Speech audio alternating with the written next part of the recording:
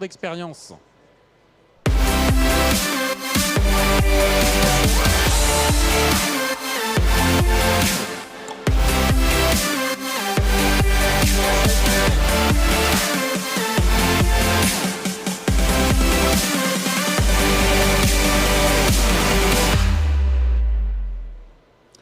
Bonjour à tous, je suis Maxime Rabillet, journaliste chez Supply Chain Magazine.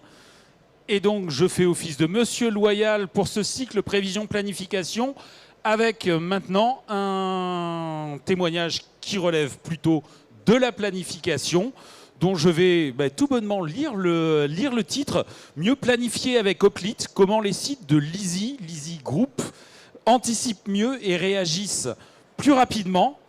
Donc avec Anne-Delphine Beaulieu, qui est directrice RSE et transformation digitale de l'Easy Group, et Thibaut Villelme, il y a bien un M à la fin, il n'était pas sur le slide d'attente, qui est président d'Hoplite, une jeune pousse encore. Oui, on a 5 ans et on commence à être sur une centaine de sites industriels. Donc, mais moi, voilà, journalistiquement, on traite ça encore comme jeune pousse. Je vous laisse l'estrade pour ce retour d'expérience et je reviendrai pour assurer le volet questions-réponses. Merci. Bonjour à tous. Merci de finir la journée avec nous. J'espère que ça va vous donner de l'énergie avant l'apéro du Supply Chain Event. Aujourd'hui, on va parler de notre collaboration avec l'Easy, qui dure depuis plus de 3 ans maintenant, ou très bientôt 3 ans. Comment on a déployé l'Easy sur les différents sites, qu'est-ce qu'on fait aujourd'hui, et sur la fin, on parlera d'un projet qu'on a de co-construction, vu que l'IA, c'est le mot à la mode du salon, sur comment on prédit les dates de fin des OF chez l'Easy. Peut-être, Anne-Delphine, je te laisse t'introduire rapidement et introduire l'Easy. Oui, merci Thibaut. Alors, moi, je suis Anne-Delphine Beaulieu, j'ai en charge la transformation digitale du groupe L'Easy. Je m'occupe en gros de tout ce qui est data, IA et bien évidemment la transformation digitale au sens plus classique du terme. J'ai une casquette RSE en vue de la décarbonation, de la meilleure utilisation des ressources également. L'Easy, pour ceux qui ne connaissent pas, c'est un groupe industriel qui existe depuis plus de 250 ans. On a été créé en 1777 dans le territoire de Belfort, avant la Révolution française, c'est assez rare. On représente un chiffre d'affaires d'1,6 milliard à travers le monde. On a 45 usines dans 13 pays, à peu près 10 000 employés. Et on œuvre dans 3 secteurs, l'aérospace, l'automotive et le médical. Donc on fabrique des solutions d'assemblage pour ces 3 secteurs. Ce sont soit, alors on va dire les choses les plus basiques que tout le monde comprend, c'est les vis et les boulons. Alors je vous rassure, ils ne sont absolument pas les mêmes que ceux que vous trouvez à Casto, hein, soyons clairs. C'est plutôt les vis qui vont faire en sorte que le moteur soit bien accroché à l'aile de l'avion ou que le caisson central et l'aile, la jonction soit assurée. Donc ce sont des vis, des pièces vitales qui ne doivent d'abord jamais lâcher, bien évidemment, et surtout qui ne sont montées qu'une seule fois dans le cycle de vie de l'avion. Donc on ne peut pas se tromper. Côté automotive, c'est plus classique, c'est tout ce qui va intervenir dans le gros mécano qu'est la voiture, où là, il y a tout un tas de pièces diverses pour assembler. Et dans le monde médical, parce qu'on est des usineurs de titane et qu'on sait faire des pièces extrêmement complexes en titane, on fait également des prothèses pour le monde médical, soit des prothèses presque uniques lorsqu'il y a un trauma, un accident, et on va s'adapter au corps humain de la personne accidentée, que ce soit un petit garçon de 4 ans qui a un accident de ski ou un jeune homme de 25 ans qui a un accident de moto, malheureusement. Et puis on va faire des pièces plus classiques comme les prothèses de hanche, entre autres. Voilà pour le panorama. Donc nos clients sont tous plus gros que nous et bien plus connus que nous. Et c'est tant mieux. Et vous avez ici un petit panorama de nos clients dans nos 3 secteurs. Les chiffres clés, on en a parlé. Et puis, bon, on est effectivement reconnu, labellisé. On a plusieurs sites labellisés Vitrine Industrie du Futur. On a gagné différents prix aussi sur la partie start-up. On a gagné David avec Goliath. On a gagné les BFM Digital Awards à trois années consécutives dans 3 catégories différentes. Voilà, donc en termes on va dire de transformation Industrie 4.0, on a fait un gros effort sur les 3-4 dernières années et ces efforts ont été payants en interne mais aussi en visibilité externe. Ouais, et nous, c'est un bonheur côté startup d'échanger avec des industriels qui ont cette volonté de tester des choses, de mettre en place des solutions, d'itérer rapidement et de savoir que voilà, on n'est pas dans un monde figé et que la solution va aussi continuer à évoluer et voilà, avoir une relation long terme. Et avec Lizzie, on a réussi à avoir cette relation long terme. Donc là, les sites, vous voyez, on en a dans plusieurs pays. Avec Oplit, on commence notre phase d'internationalisation. Hein, donc ça y est, ça a démarré. Donc bien évidemment, on a testé un peu sur nos bases, essentiellement dans nos usines en France. Et aujourd'hui, ça fait des petits. Voilà. Amérique du Nord et Allemagne récemment. Plus compliqué la planification en allemand.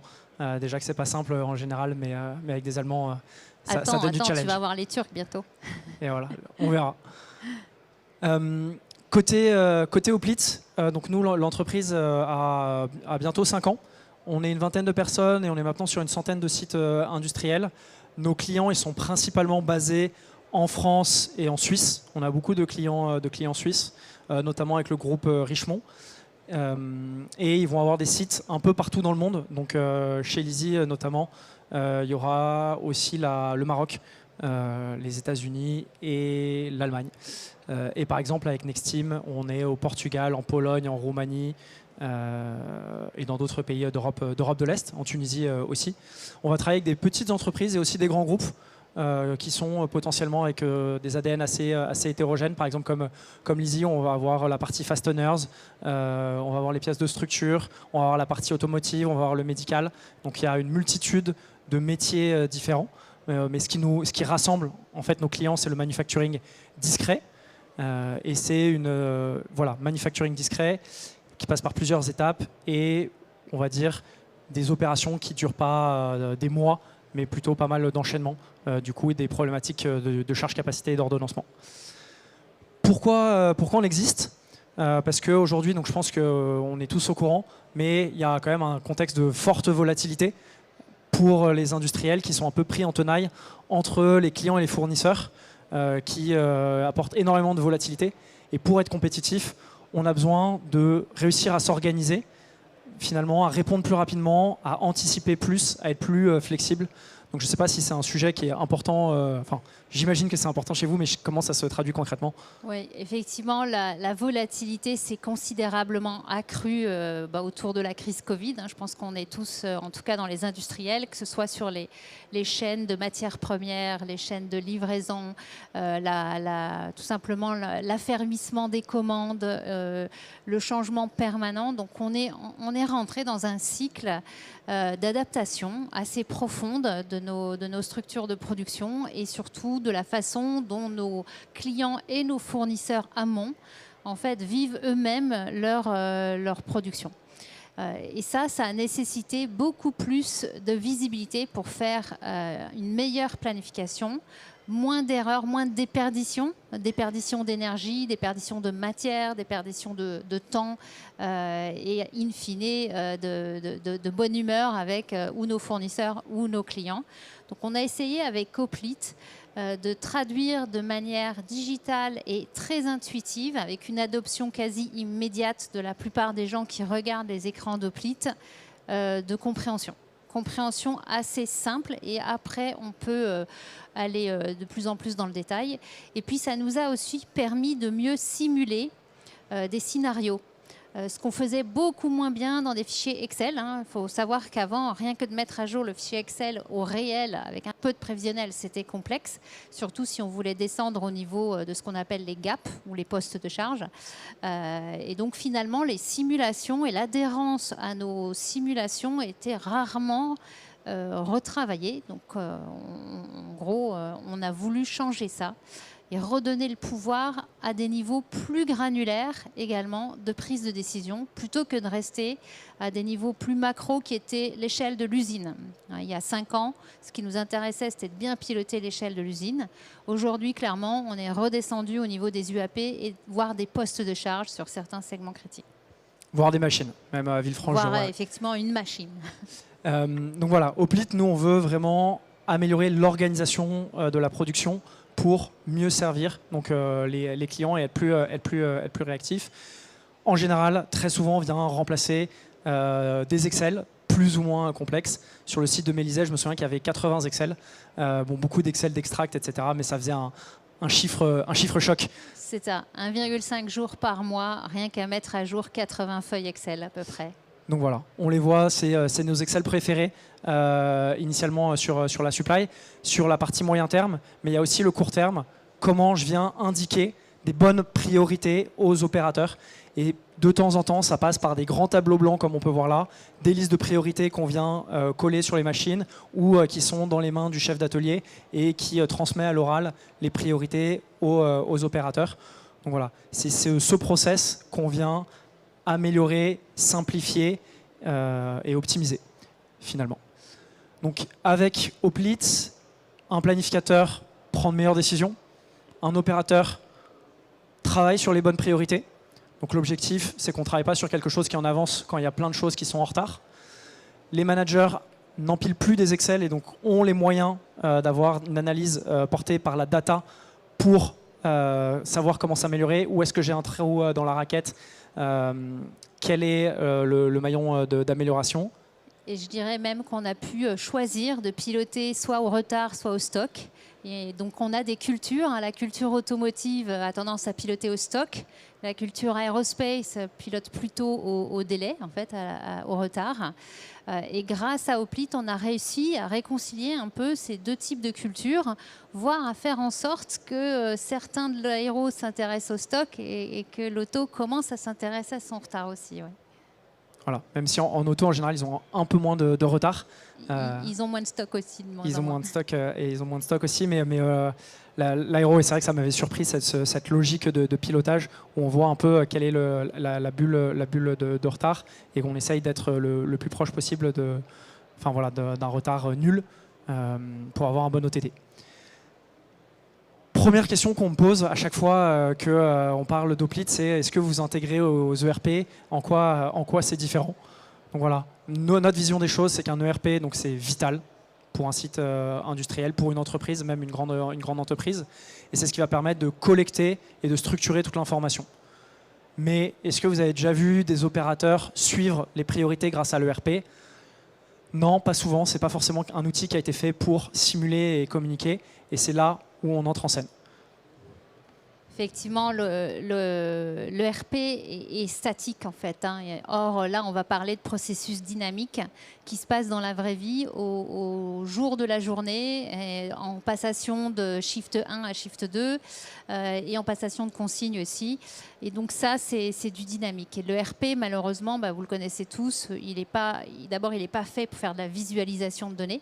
Il n'est pas fait pour faire de la simulation, du prospectif. Il ne va jamais jusqu'à l'individu.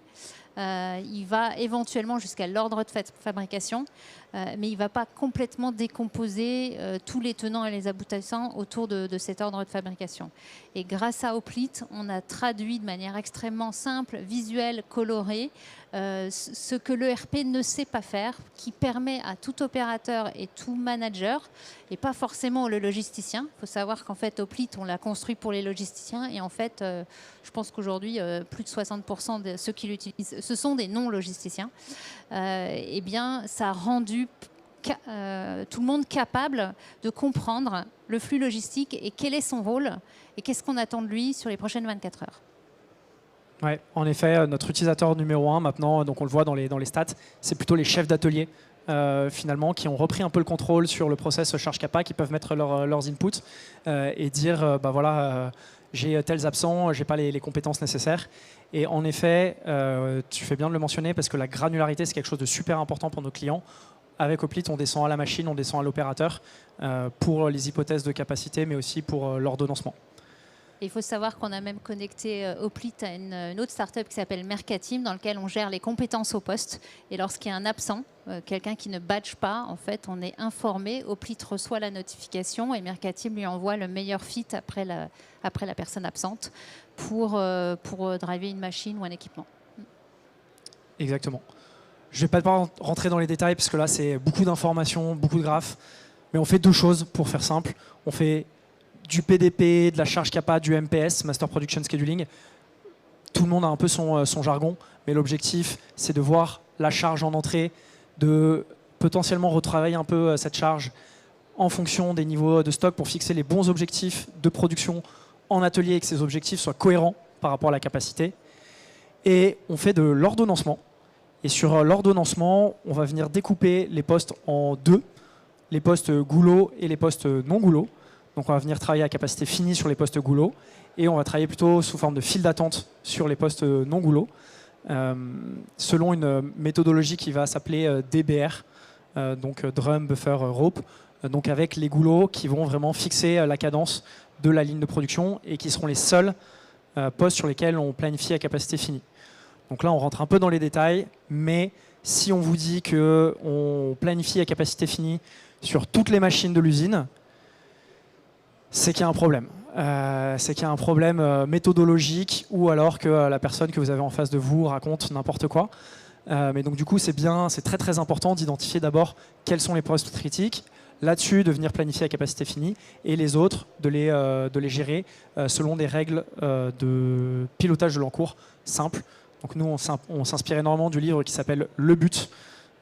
Si vous l'avez lu, voilà, on peut en parler. Si vous ne l'avez pas lu, je serais ravi d'en parler également, mais où il explique un peu toute cette théorie des contraintes.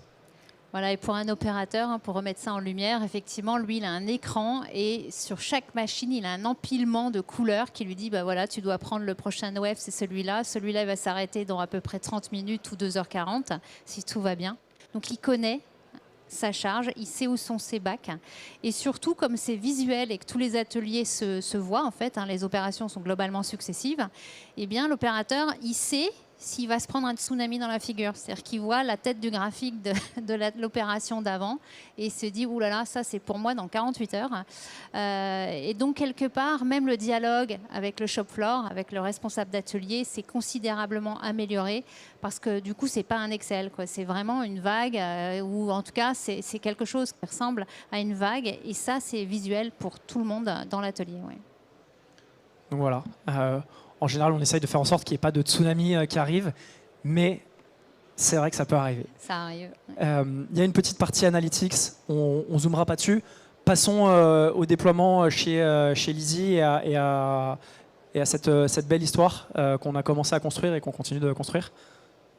Oui, alors en fait, en 2019, on a démarré nos réflexions. On appelait ça le programme Industrie 4.0 à l'époque. Et on s'est dit, si on veut remettre la data et l'humain au centre, il va falloir qu'on change nos outils. On a investigué au moins 4 thèmes. Un premier thème, c'était régler les problèmes de l'atelier. Et donc digitaliser tout ce qu'on appelle le PSM, le LEAP, etc. Et donc ça a été le premier driver. Le deuxième driver, ça a été connaître intimement les compétences de chacun, les compétences au poste. Puisqu'en fait, on a eu beaucoup de mouvements de personnel autour de la crise Covid. On avait des personnels absents, des personnels qui revenaient. Il y a eu une forte instabilité. Et à la fin, on ne savait plus si une personne elle était formée à 60%, 75% ou 100% pour conduire une machine, si elle avait toutes les habilitations à jour, etc. Donc, c'était le deuxième driver. Et très rapidement après est venu le troisième driver, qui était l'équilibre charge-capa. Parce que dans un environnement où tout bouge, les machines, les matières, les flux et les hommes, il était plus qu'urgent qu'on change notre façon de faire. Et le quatrième, ça a été un PLM. Et avec ces 4 thématiques, en fait, en 3-4 ans, on a profondément changé le visage de l'atelier. Voilà. Et je me souviens que pendant la crise Covid, en effet, les grosses questions, c'était le chômage partiel. Est-ce qu'on en met en place ou pas? Qu'est-ce qui se passe si finalement on met du chômage partiel sur 50% des effectifs, ce qui a permis d'une certaine façon de sauvegarder de l'emploi aussi a posteriori tout en gardant un niveau de satisfaction client correct. Voilà, alors après 2020, on a vraiment travaillé avec Hoplite. Là, on a creusé le besoin. Il y a eu plusieurs recherches utilisateurs dans nos sites, dans différents de nos sites. Puis il y a un site qui a dit OK, moi je me lance, je teste pour le bien des autres. Et ça a été tout un tas d'étapes d'itération. On était vraiment en expérimentation active avec énormément de fonctionnalités qui s'agrégeaient au fil de l'eau. Donc c'était de l'idéation confirmée par des nouvelles fonctionnalités, une disponibilité hors pair de Thibaut et ses équipes. Et ça nous a permis d'aller vendre l'étape d'après, qui était de dire, là on confirme et on va aller beaucoup plus loin. Et donc pour aller beaucoup plus loin, c'est là où on a déclenché les API avec les ERP, c'est là où on a travailler la scalabilité, le passage à l'échelle. Et on a essayé de lever tout un tas de contraintes, des contraintes juridiques, d'achat, de technique IT, de connexion, de résistance au changement. Donc, tant que vous êtes tout petit en train de jouer, tout le monde vous regarde, c'est sympa, mais dès que vous dites non, ça va être 15 usines dans 2 ans, là, il y a une espèce de phénomène que vous connaissez tous, où tout d'un coup, l'organisation se fige en disant « Ah, mince, ça a avancé vite. Ok, raconte-moi ton histoire, on en est où avec cette bête ?» Et tout le monde vous tombe sur le dos, donc ça vous ralentit un petit peu. Et on voulait surtout changer d'univers. Donc, on a testé sur 3 business units différentes. On s'est dit, non, mais si on veut montrer que ça marche, on va sortir de l'usine qui a fait le test et on part directement sur 3 BU. Et si on convainc chacune de ces BU, il n'y a plus de débat. Et effectivement, il n'y a pas eu de grand débat. En revanche, le 2022-2023 était beaucoup plus lent pour nous, mais ce n'était pas la faute d'Hoplite, c'était plus la faute de Lizzie et de l'organisation Lizzie qui a mis un temps certain à dépasser, éliminer tout ce qu'on appelle les roadblocks liés au changement. Comment convaincre sur tous les étages, dans toutes les fonctions support et faire en sorte que ça devienne un non-sujet et qu'on ait une roadmap où on déploie 1 à 2 sites par trimestre ensuite. Et donc là, on est arrivé à ce passage à l'échelle. Donc aujourd'hui, il n'y a plus besoin d'expliquer qui est Hoplite. Ça se connaît partout. On arrive dans de nombreux sites et on arrive d'emblée assez rapidement. On a créé tous les connecteurs natifs avec nos ERP et d'autres solutions. Et on va même chercher maintenant d'autres ERP, puisqu'en fait, on déclenche une nouvelle vague avec Structural sur une nouvelle version d'ERP. Ouais. Et ça a été un retour d'expérience côté startup de faire 3 sites sur 3 business units différentes en parallèle. C'était un peu sport. C'était un peu sport parce qu'il y a des besoins différents entre de l'automobile, des pièces de structure et finalement des vis et des boulons. Donc ça je nous crois a. Que Thibaut, des fois, il m'appelait, il me disait je comprends plus rien. Il y a le gars de l'auto, il m'a demandé ça, mais le gars de l'aéro, il m'a demandé ça. Et je fais quoi? Je lui répondais tu fais les deux. Voilà, donc ça nécessite directement d'avoir une couverture fonctionnelle très importante versus aller prendre un cas d'usage et faire tous les sites. Donc ça nous a obligés à faire un peu le grand écart. Voilà, ne faites pas ça chez vous. C'était intense, clairement. Côté implémentation, donc nous, on va suivre une méthodologie d'implémentation où la logique, c'est de permettre aux utilisateurs de tester une solution sous 2 semaines et de permettre d'utiliser la solution en run sous 10 à 12 semaines. Donc ça nécessite une implication de l'IT et une implication d'un chef de projet qui met les mains dans le cambouis, qui a un peu de disponibilité. Ouais, l'équipe est clé. Ça, vous le savez, il n'y a de richesse que d'hommes. Un projet, 90% du succès, c'est les gens que vous mettez autour de cette table. Voilà, donc si vous le faites avec des convaincus, ils vont vous faire des merveilles. Si vous mettez des gens qui se détestent, ça ne va pas marcher. Et si vous mettez des gens en opposition pour d'autres flux, non plus. Donc un IT guy ou women et un chef de projet, les deux se connaissent, les deux sont capables de fonctionner ensemble et les deux ont compris la vitesse d'exécution avec laquelle on veut travailler. C'est-à-dire qu'il faut bien leur parler vitesse d'exécution. Parce que si vous ne leur donnez pas un temps court, eh bien, qu'est-ce qu'ils font? Ils s'étalent. Donc là, il faut aussi mettre le facteur temps sous tension pour que la scalabilité, on la tienne. Et que ça ne démotive pas les sites d'après qui se disent mince, ils ont mis 6 mois, on m'avait promis 8 semaines. Donc il faut vraiment de la tension dans cette équipe et ça c'est important et c'est le rôle ça dépend de vos organisations, mais de celui qui va superviser le passage à l'échelle sur l'ensemble des sites. Oui. Ouais. Et on a eu, donc quand on avait fait les 3 sites sur 3 business units différentes, là où on avait eu beaucoup de chance et on remercie Lizzie, c'est que les parties prenantes qu'on avait côté Lizzie était vraiment exceptionnel et ce qui a permis de mener à bien chaque projet. Et c'est vrai que c'est une composante clé du succès. En parlant de sites, donc ça c'était un des premiers sites qu'on a implémenté, le premier site de la partie structural, donc à Bar-sur-Aube, pour ceux qui connaissent. Pas très loin de Chaumont. Pas très loin de Chaumont, ouais. Pas très loin de Troyes, oui. Pour ceux qui sont un peu moins bons en géographie que Chaumont. Donc site où on a implémenté donc du coup le module Charge Kappa il y a maintenant bien 2 ans et demi. Voilà, donc là, ça a été un site pilote. Effectivement, assez rapidement, le ROI, il est devenu évident. Donc déjà, ça a considérablement motivé. L'engouement est arrivé assez rapidement. Et c'était notamment pour faire gagner du temps sur tous les fameux fichiers Excel dont on a parlé un petit peu avant, et toute la façon un peu pénible qu'il fallait, le processus pénible pour atteindre le même résultat. Là, on enlevait le côté un peu pénible, on rajoutait énormément de visuels et de capacités de simulation de scénarios. Qu'est-ce qui se passe à la semaine, qu'est-ce qui se passe au mois, qu'est-ce qui se passe à 3 mois. Et on avait même des retours de feedback de l'outil. C'est-à-dire que j'ai raté mon objectif pour telle et telle raison. Il y avait des événements imprévus. On nous guidait sur les événements imprévus. Donc ça, le ROI et la transmission, entre guillemets, rapide des informations au reste de l'usine, ça a été assez puissant. Et dans la relation avec nos clients, qui sont plus gros que nous, hein, je vous les ai montrés avant. Quand ils arrivaient sur le site et qu'ils voyaient un écran d'Hoplite, ils s'arrêtaient toujours. Non, c'est quoi ce truc-là? Et très souvent, il y avait un effet waouh. On a réussi quand même avec certains grands clients à ce qu'ils disent OK, là c'est pas mal quoi quand même. Hein. Donc on a senti aussi dans la relation client le fait que non seulement on avait gagné en crédibilité, en visibilité sur leur flux. Donc, ils comprenaient que désormais, quand on leur racontait non, le délai, la date de livraison, ça va être autour de tel sujet, c'était un processus carré qui se trouvait derrière. Donc, il y avait un chouïa moins de débat quand même. Hein. Et ça, c'était pas mal. Et puis, 2 derniers points.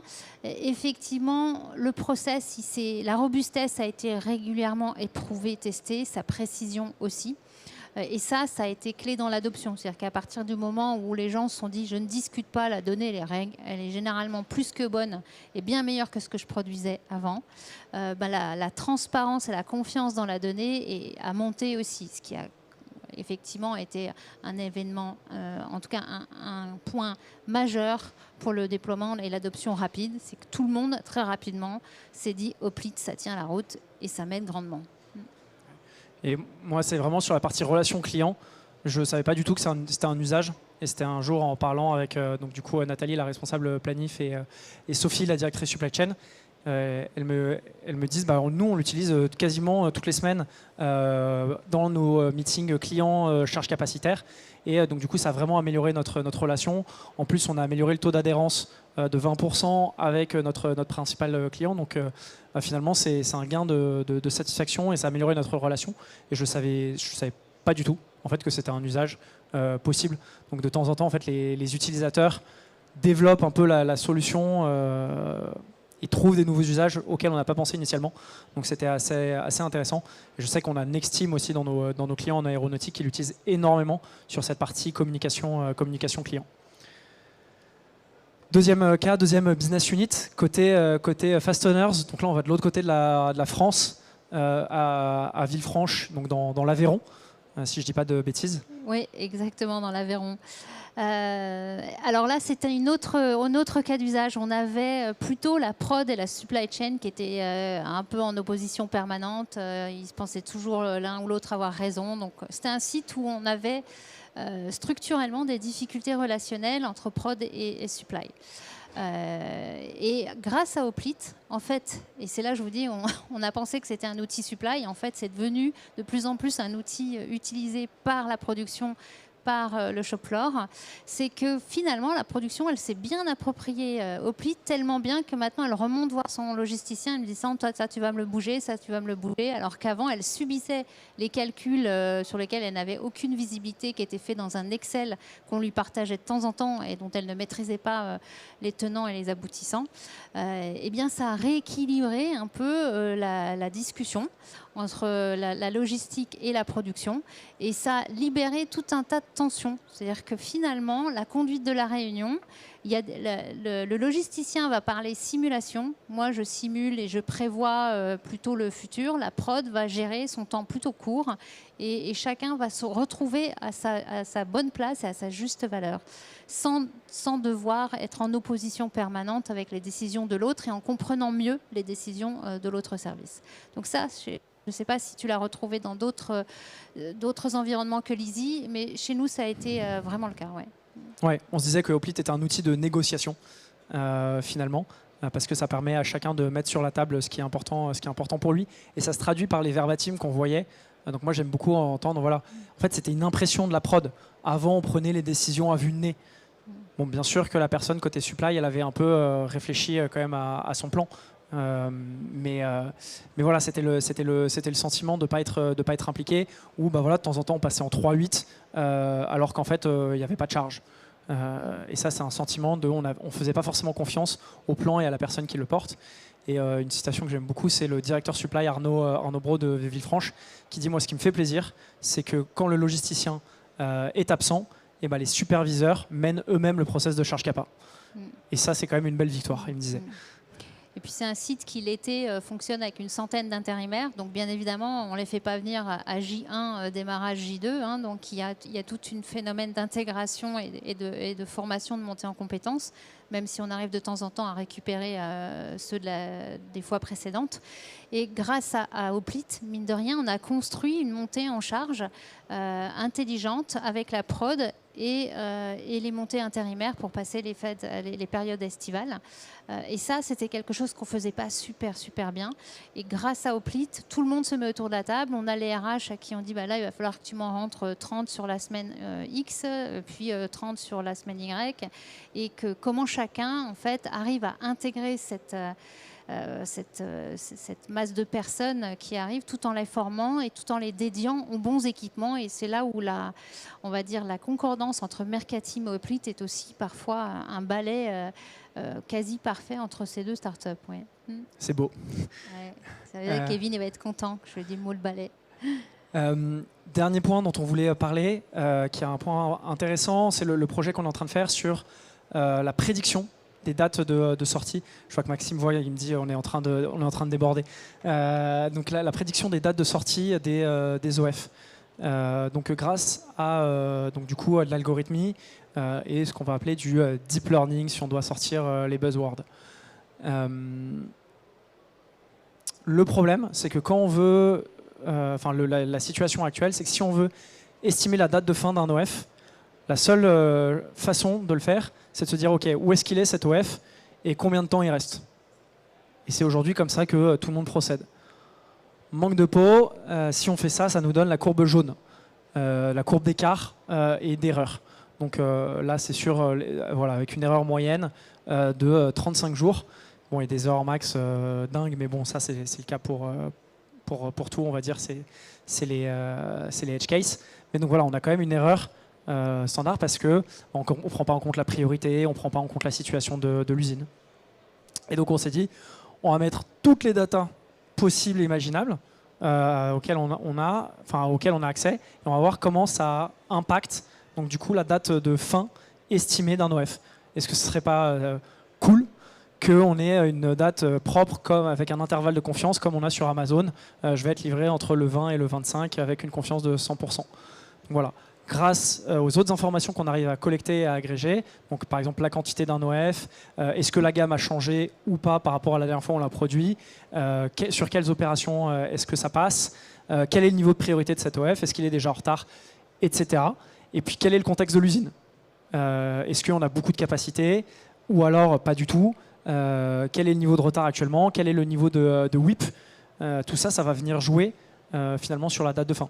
C'est-à-dire que s'il y a déjà des embouteillages au poste d'après, probablement que ça va impacter la date de fin de l'OF. Et Voilà, donc vas-y. nous, c'est un enjeu effectivement pour nos clients de leur offrir un intervalle de confiance sur une date de livraison. Donc on va essayer d'aller vers une forme d'agent conversationnel où ils pourront demain interroger et dire où en est ma commande. Donc eux, ils raisonnent généralement en commande, ils ne connaissent pas forcément notre OF. Mais comment on va leur permettre de comprendre où en sont leurs commandes, leurs bouts de commande, et avec un intervalle de confiance et essayer de tenir cet intervalle de confiance. Donc là, on n'est pas dans de l'IA, on est plutôt dans l'IA ou alors dans l'IA algorithmique, mais qu'on va essayer de coupler avec un peu d'IA générative, avec une forme d'agent conversationnel à la fin, quand on aura réussi à éprouver un peu ce modèle. Et puis plus tard, peut-être demander aussi quels sont les drivers qui vont faire que je tiens ou je ne tiens pas cet intervalle de confiance et mieux s'intéresser à ces drivers.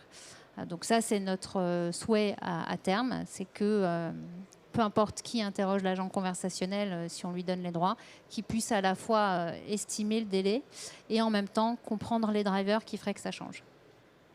Ouais. Et il y a un grand enjeu de confiance sur les outputs, parce que c'est vrai que là, si vous allez dans un site industriel et que vous prenez un OF au hasard et que vous demandez à 4 personnes différentes quand est-ce qu'il va se terminer cet OF, je pense que vous avez 4 réponses différentes et parfois vraiment d'un facteur 10.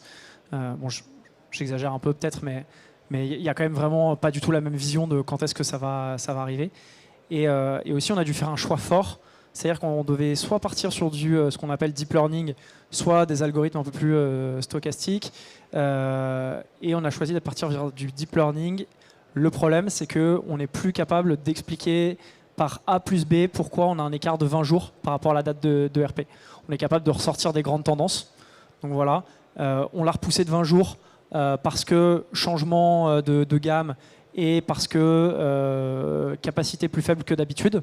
Mais on ne peut pas savoir la part de chaque variable sur l'output final. On ne peut pas dire on a pris plus 5 jours à cause de la capacité et puis plus. Donc ça aussi, dans le dialogue avec l'utilisateur, ça a été un choix de se dire ok, on n'est pas complètement sur de la black box, on a des inputs macro, mais par contre on ne va pas pouvoir retracer le chemin parce qu'on a des meilleurs résultats et voilà. Il faudra quand même y retourner un petit peu dans la black box. Mais oui, donc ça c'est vraiment notre souhait à terme, c'est de confirmer de manière plus précise les délais et de connaître quand même les drivers. Donc jusqu'où on pourra retourner au niveau des drivers, c'est la question. Mais il va falloir qu'on craque quand même ça, parce que si demain on y met de l'open data comme tout simplement les températures, évidemment quand il fait 35 degrés dans les usines dans le sud de la France, c'est pas le même genre de productivité que quand il fait je sais pas, 17 degrés ou quand il fait moins 22 dans notre usine au Canada.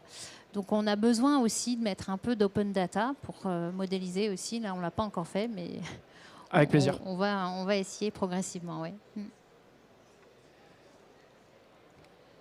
C'est tout pour nous.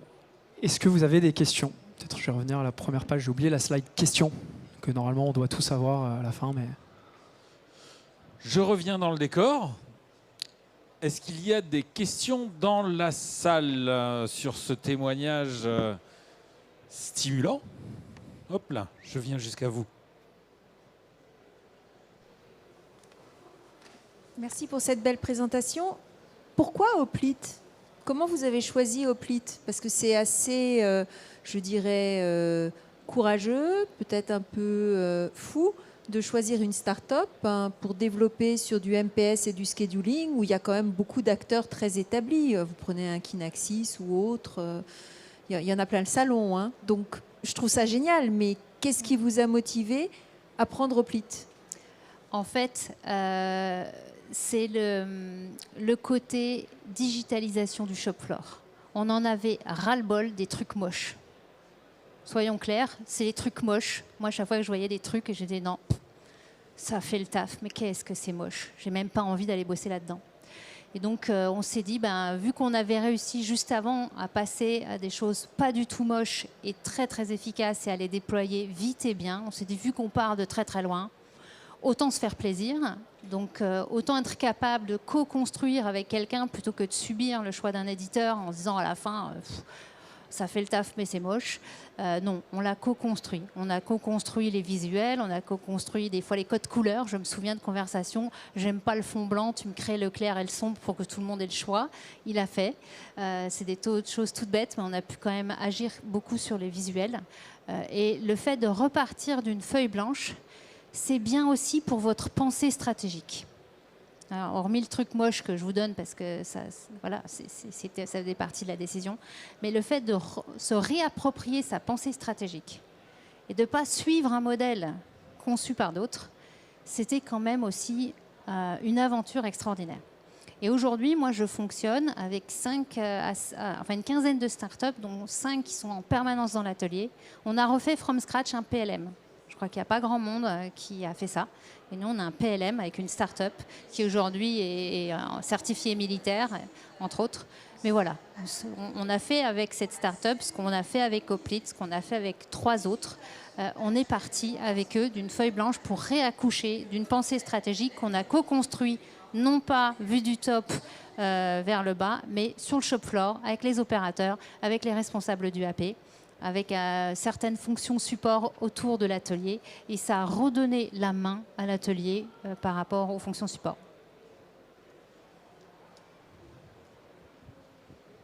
Merci beaucoup pour ce témoignage. J'ai bien noté que vous avez mis en place la méthodologie DBR, qui est fondamentalement une planification en flux tiré, sur la base de la planification des ressources qui sont critiques. D'expérience, c'est souvent une méthodologie qui fait piquer les yeux les superviseurs, qui peuvent avoir tendance à être davantage dans une logique flux poussée et tirer de la charge pour pouvoir absorber des coûts fixes, faire mieux travailler l'ensemble de leurs ressources, y compris leurs ressources non critiques. Comment vous avez pu faire en sorte que les équipes sur le terrain puissent basculer d'un flux poussé vers un flux tiré? Sur la logique, on va plutôt être assez agnostique sur vraiment la philosophie qui est suivi. Donc on va en effet suivre la théorie DBR, mais après dans l'atelier, ils peuvent l'utiliser ou non de cette façon-là. Donc ils ne sont pas obligés de fonctionner avec un flux tiré directement. Notamment sur la partie gestion des files d'attente, où finalement voilà, je prends ce qu'il y a devant ma machine et je le pousse si besoin. Donc il n'y a pas eu forcément on n'est pas venu avec ça doit être comme ça et c'est tout, quoi. En fait, on était pas mal déjà comme ça, hein, donc ça n'a pas heurté les sensibilités. Le but, c'est de pouvoir naviguer entre les deux approches. D'accord. Et c'est ce qu'on a essayé de faire, d'être capable de naviguer dans les deux approches. Ça appelle une deuxième question de ma part, si je peux.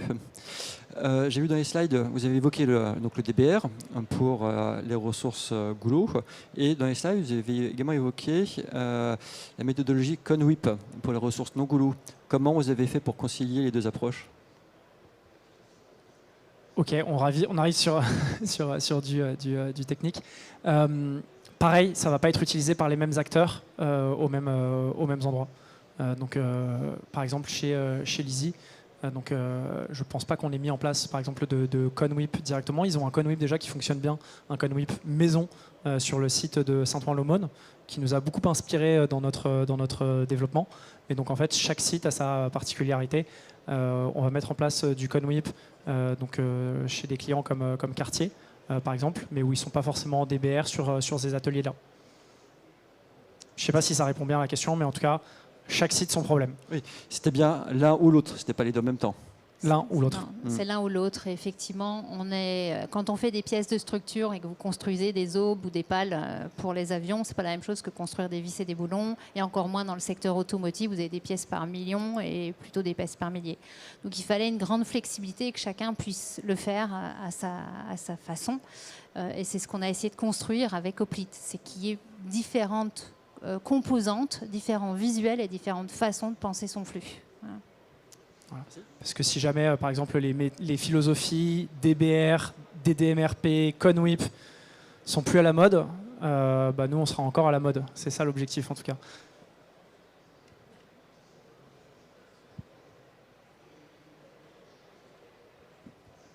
Bonjour et merci beaucoup, c'était très intéressant. J'ai une question beaucoup plus naïve que ce qui vient d'être posé. Donc Oplit est basé sur, fait de la prédiction à partir de data.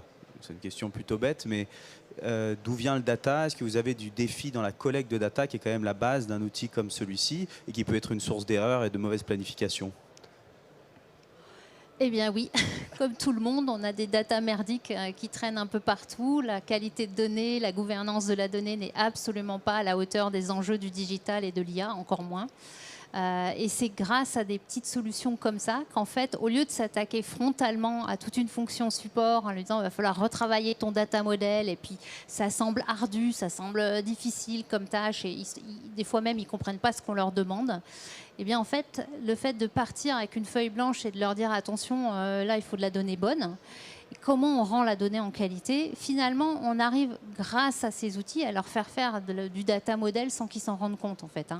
Il n'empêche que dans le RP, il y a encore un peu de dégâts, et puis c'est tout autour, c'est-à-dire qu'au fur et à mesure que vous montez la qualité de données dans certains outils, finalement la non-qualité d'autres deviennent encore plus criantes alors que vous la subissiez sans trop vous plaindre. Donc il y a un petit côté vertueux. Mais ce serait, faut rester humble, hein, la donnée dans l'industrie, à part peut-être des très très grands groupes genre Michelin qui ont mis des moyens colossaux pour la gouvernance de la donnée, ça reste quand même une grande souffrance pour monter ça en qualité, en gouvernance. Et heureusement qu'on a des outils d'adoption rapide qui permettent d'effacer le côté difficile de cette tâche. Et ça rebondit à ce que vous disiez tout à l'heure, des outils moches. Enfin, je veux dire, s'il y a un certain plaisir à les utiliser, et il y aura une sensibilisation des employés à mettre plus de qualité dans l'entrée des données. Déjargonner, nommer un chat, déjargonner, alors qu'avant on était dans un monde de code, on avait l'impression que même moi je passais d'une usine à l'autre, on me montrait la même chose, c'était pas les mêmes mots, tout le monde me parlait de trucs en 3 lettres, en 3 chiffres. À la fin, ça casse pas 3 pattes à un connard, donc s'il vous plaît, essayez de me le mettre en langage clair, qu'on comprenne. Hein. Et à la fin, on retombait sur des choses simples. Ouais. Merci. Et oui, la data, c'est un challenge pour nous. Si on n'a pas de données propres, c'est compliqué, mais en effet, l'appétit vient en mangeant, comme disait Anne-Delphine, et c'est un bon moyen aussi de cleaner la data que d'avoir une solution où les gens se rendent compte en un clin d'œil, ok, là on a un problème et on a quelque chose qui est vraiment hors sujet.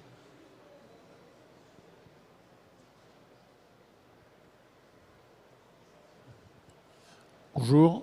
Est-ce que le planning ou la replanification est automatisée ou c'est à chaque fois un acte manuel? S'il y a un aléa dans l'atelier sur les 24 heures de production, ça impose un acte manuel pour replanifier, reproposer une solution de planification? Alors là, grand débat. Grand débat. Il y a ceux qui disent non, faut pas changer la simulation de départ. Donc on se prend dans la figure les imprévus et on sait documenter l'écart à la simulation, mais il ne faut pas changer de cible. Et il y a ceux qui disent, moi finalement, je m'ajuste en permanence et donc quelque part, je réintègre mon imprévu pour réaligner une nouvelle cible. Je ne sais pas si c'était exactement ça votre question, mais il y a plein de débats. Donc on a... Pour l'instant, on va dire, dans le 80-20, on a tendance à ne pas changer la cible et plutôt expliquer l'adhérence ou la non-adhérence à une cible. Et c'est la maille mensuelle qui semble avoir la cote, même si on peut planifier à la semaine ou planifier plus lointain. Pour l'instant, c'est la maille mensuelle qui permet à toute l'usine de respirer et de se comprendre, aussi bien au niveau du directeur de l'usine que l'atelier. Mais il y a, voilà, de temps en temps, on sent que ça gêne sur certains postes, quand notamment l'itération est cruciale sur les postes critiques. On a tendance à vouloir raccourcir la simulation. Mais pour l'instant, c'est la maille mensuelle qui tient et on ne bouge pas la cible et on explique l'écart.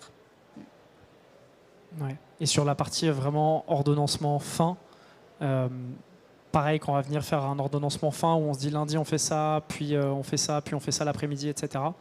On ne va pas venir rechanger le plan qui a été fait par l'ordonnanceur. Et donc en effet, s'il est déjà en retard de 2 jours le mercredi, il va devoir réappuyer sur un bouton pour relancer un ordonnancement automatique.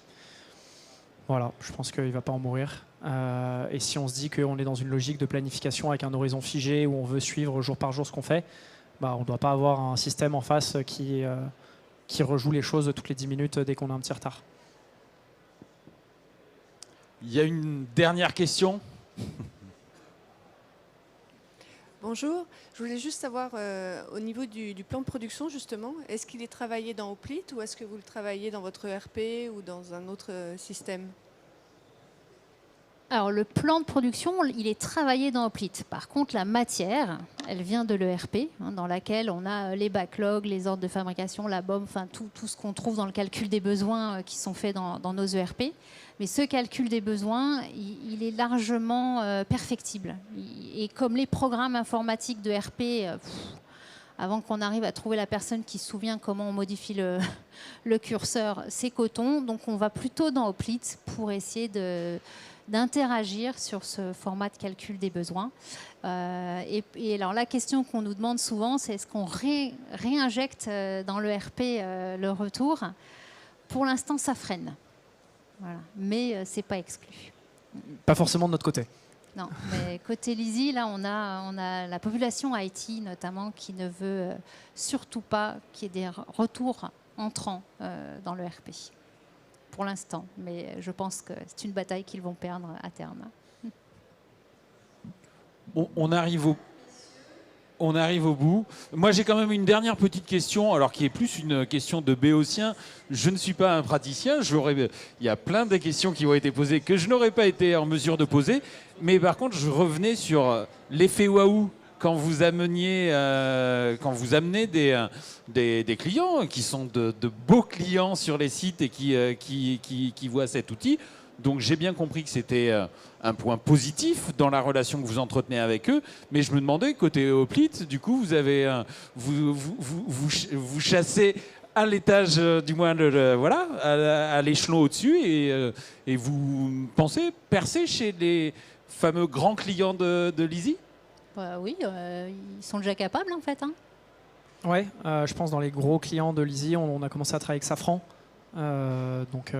récemment. Ouais, quand ils nous ont vus à Structural, je crois que ça leur a fait envie. Je ne sais pas si c'est exactement comme ça que ça s'est passé. Je crois que non, c'était d'ailleurs au Supply Chain Event qu'on les avait rencontrés initialement. Et donc oui, on remonte la chaîne. On va travailler avec Saint-Gobain Aerospace aussi, donc qui est sur une chaîne différente.